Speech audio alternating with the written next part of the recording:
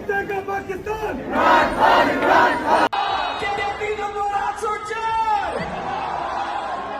आज ह्यूस्टन से पैगाम जाना चाहिए। दोस्तों, अब अमेरिका से भी बड़ी आवाजें उठना शुरू हो चुकी हैं। पाकिस्तान की मशहूर और बड़ी एक्टर शेरनी रीमा खान का अमेरिका में शानदार डांस। शेरनी रीमा खान ने मलकू को अमेरिका बुलाकर कैदी नंबर 804 पर परफॉर्म करके सबके दिल जीत लिए हैं। इस वीडियो में आपके साथ इमरान खान के दोस्त मलकू और शेरनी रीमा खान की नक्दा कोका पर परफॉर्म करते हुए ताज़ा तरीन वीडियो भी आपके साथ शेयर करेंगे। सारी दुनिया नाल लड़ लांगे, तू जीते तेरी आई आप मर लांगे।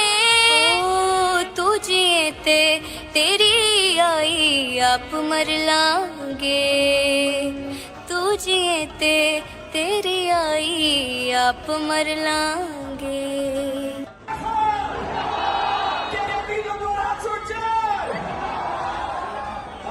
ह्यूस्टन से पैगाम जाना चाहिए। इमरान खान को रिहा करो। इमरान खान को रिहा करो।